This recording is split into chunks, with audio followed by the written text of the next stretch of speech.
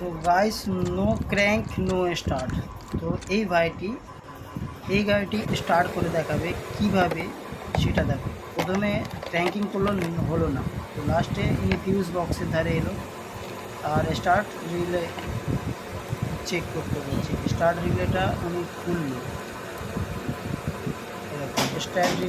Starter রিলেটা খুলে একটা অন্য রিলে খুলে আমার মন বলছে ওতে লাগাবে, সেম রিলে ওতেই লাগিয়ে দিয়ে এবারে গাড়িটা স্টার্ট করে দেবে।